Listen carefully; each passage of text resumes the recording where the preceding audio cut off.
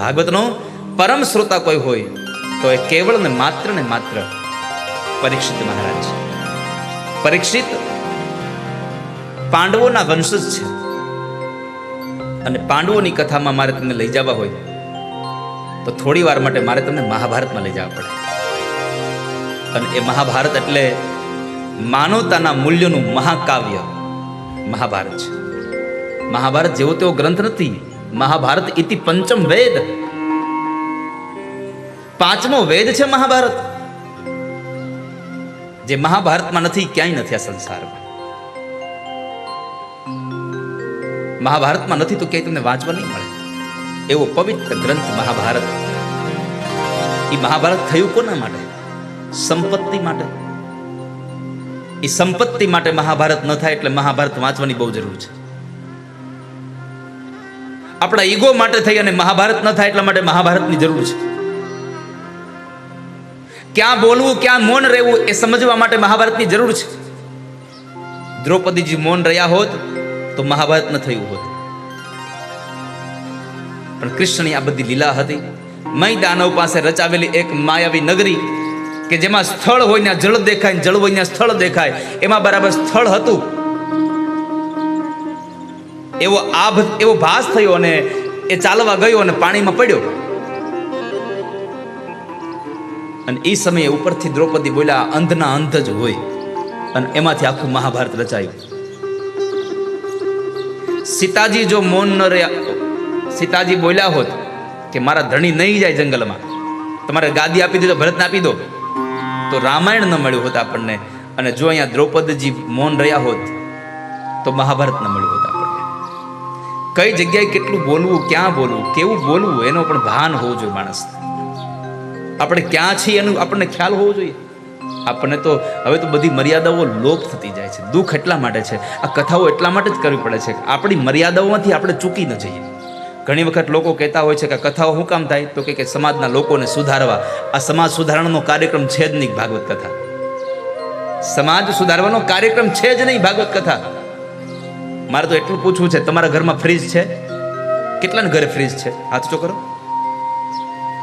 જેટલાના ઘરમાં ફ્રીજ હોય હાથ ઊંચો કરો. ખાલી બહુ ઓછા ફ્રીજ છે વાંડ ગામમાં. તો મને એ નથી સમજાતું તમને લોકોને હાથ ઊંચો કરવામાં કોણ જાણે ક્યુ પાપ નડતું હશે. હજી પૂછું છું, કેટલાના ઘરમાં ફ્રીજ છે? હા, જો પાપનું આવ્યું એટલે તરત હાથ ઊંચા થયા. ચમત્કાર વગર નમસ્કાર ન હોય. ફ્રીજ હું કામ લઈ આવો છો ઘરમાં? દો જવાબ. લો, ફ્રીજ શું કામ લઈ આવો છો? વસ્તુ બગડી ન જાય એટલે, હે ને? વસ્તુ બગડે નહીં એટલા માટે, સારી વસ્તુ ખરાબ ન થઈ જાય એટલા માટે આપણે ફ્રીજ લઈ આવીએ છીએ. આનો અર્થ એ થયો કે વસ્તુ તો સારી છે, બગડે નહીં એટલા માટે ફ્રીજ છે. તો મારી કથાનો પણ એ જ ભાવ છે. આપ બધા સારા જ છો, પણ ખોટા માર્ગે વયા ન જાવ એટલા માટે કથા સંભળાવી પડે તમને. સારા છીએ આપણે, બગડી ન જઈએ એટલા માટે ફ્રીજ લઈ આવીએ છીએ. એમ બગડી ન જઈએ, ખોટા માર્ગે વયા ન જઈએ, આપણો માર્ગ ચૂકી ન જઈએ એટલા માટે કથામાં જવું પડે છે. એ મહાભારતની કથા જેમાં દાનેશ્વરી કર્ણની કથા છે. જે મહાભારતની અંદર 5 પાંડવોની 5 પતિઓ વાળી દ્રૌપદીની કથા છે. સતીત્વની કથા છે. સતીત્વમાં તાકાત કેટલી! ધૃતરાષ્ટ્રની પત્ની ગાંધારીએ પોતાની આંખોને બંધ કરી દીધી અને એ આંખની પટ્ટી ખોલીને જ્યારે દુર્યોધન ઉપર નજર કરી તો આખું શરીર પાષાણ જેવું કરી દીધું. કેટલી તાકાત સતીત્વમાં! એ દાદા ભીષ્મની કથા, જેણે મહાભારતના યુદ્ધની અંદર બાણશૈયા ઉપર રહ્યા અને ઉત્તરાયણના પવિત્ર કાળમાં જેણે મુક્તિ મેળવી. પરીક્ષિતના જન્મની પૂર્વની કથા છે.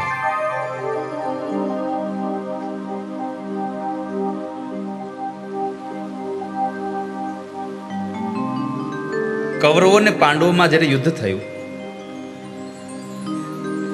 ભગવાનની કૃપા દ્રષ્ટિ માત્રથી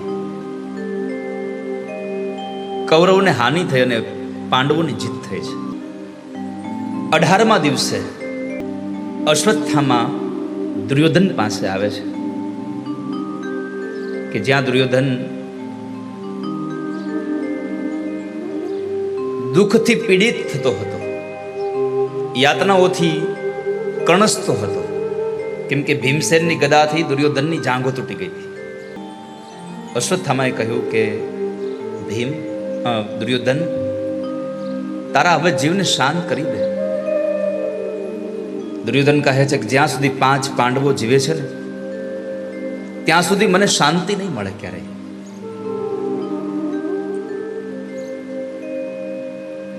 ત્યાં સુધી મારા મનને કેમ શાંત ના મળે?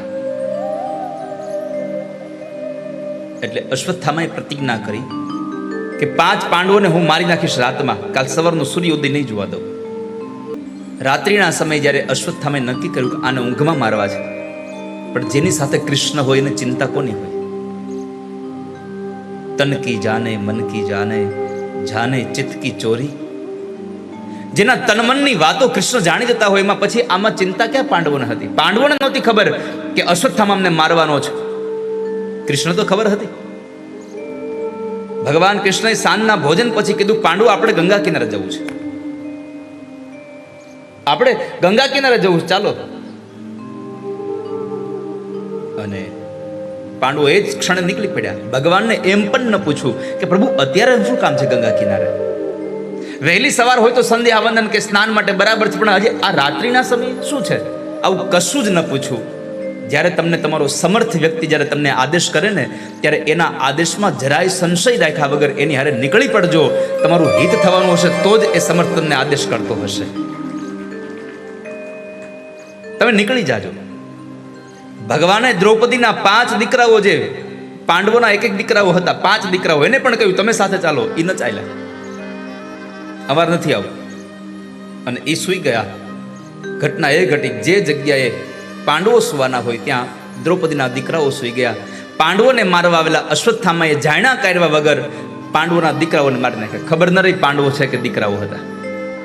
વચન દિયા સોચા નહીં હોગા ક્યાં પરિણામ. 5 દીકરાઓના એ ખોપડીઓને લઈને આવે છે. દુર્યોધનને કીધું 5 પાંડવો મરી ગયા છે, આ 5 પાંડવોની ખોપડી સાથે લાવ્યો છું. પણ જ્યાં પ્રકાશમાં લઈને જુએ તો દ્રૌપદીના 5 દીકરાઓ હતા. દુર્યોધનની આંખમાંથી અશ્રુની ધારા થઈ ગઈ. અશ્વત્થામાને પછતાવાનો પાર ન રહ્યો. આ સંસારમાં કોઈ પણ કર્મ કરો ને વાલા ભક્તો, તો પેલા વિચારીને પછી કરજો. વિચાર્યા વગરનું કર્મ ન કરશો. સોચ સમજ કર કીજીએ જીવન કે હર કામ. આવેશમાં આવી જાવ ને ત્યારે કોઈ નિર્ણય ન કરી લેવો. જીવનમાં નોટમાં એક વસ્તુ લખી રાખજો, તમે બહુ રાજી હો, બહુ ખુશ હો, ત્યારે કોઈ દિવસ કોઈ સંકલ્પ ન કરવો, કોઈને વચન ન આપી દેવું. અને તમે ક્રોધમાં હો ત્યારે કોઈ નિર્ણય ન કરી લેવો, હું આમ કરી નાખીશ. આ 2 વસ્તુનું ખાસ ખ્યાલ રહે. તો ઘટના એ ઘટી, 5 દીકરાઓને મારી નાખ્યા. સવારે દ્રૌપદીજી જ્યારે એને જગાડવા ગયા તો દીકરાઓના ધડ જોયા, મસ્તક વિહોણા. અતિશય કલ્પાંત કર્યું છે, અતિશય કલ્પાંત કરતા રહ્યા છે. માં કુંતાએ આવીને પણ જોયું, એણે પણ કલ્પાંત કર્યું. ભગવાન 5 પાંડવોને લઈને આવે છે. જ્યારે પાંડવોને લઈને આવ્યાને જુએ છે તો 5 દીકરાઓના ધડ હતા, રક્તની ધારાઓ વહેતી હતી.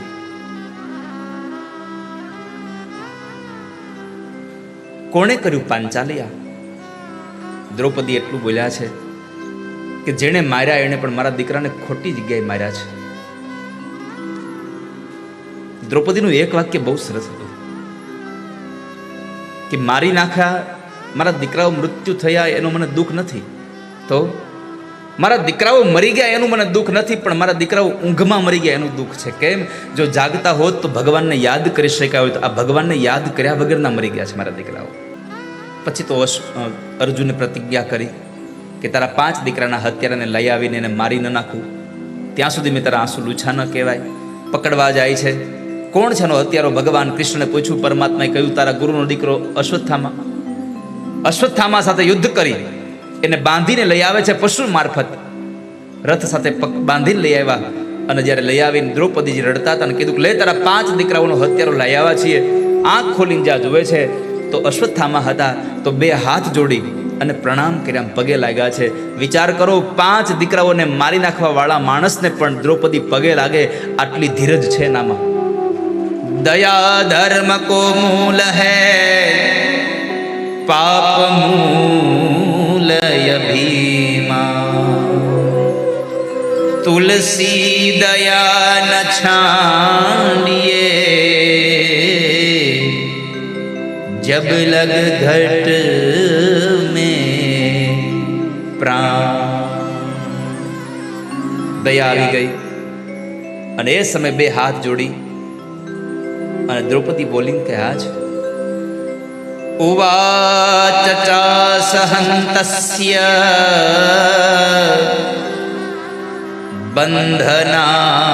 બંધનાનયનમ સતી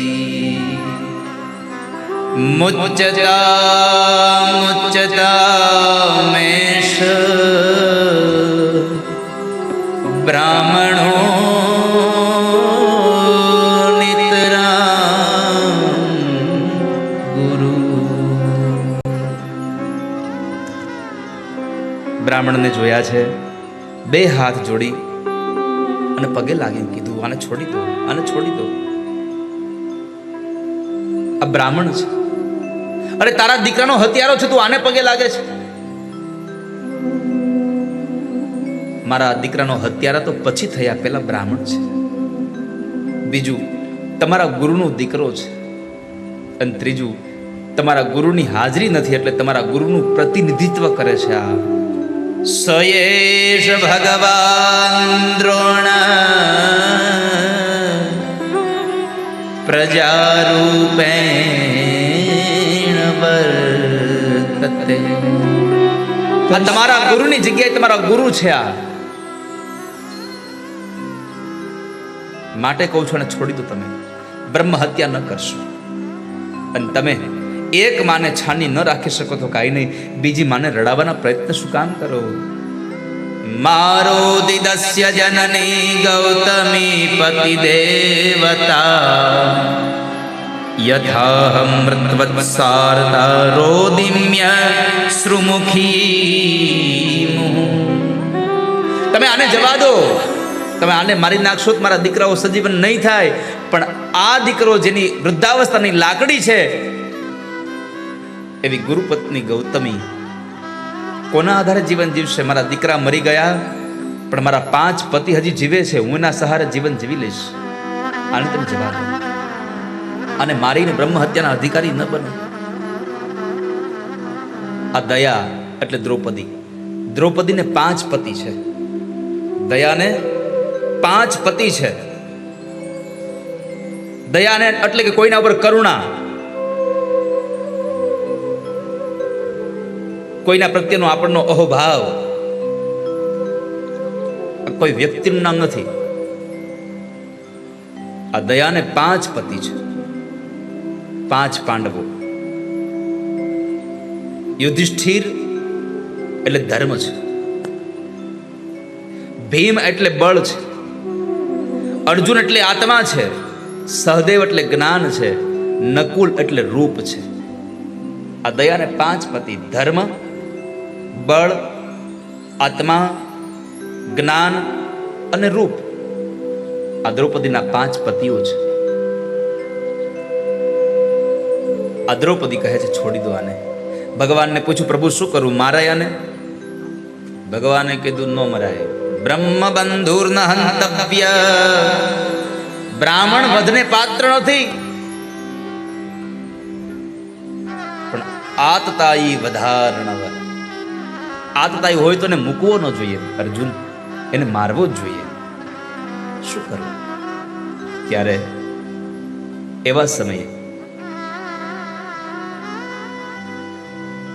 ભગવાને કીધું મને ગમે એવું કર.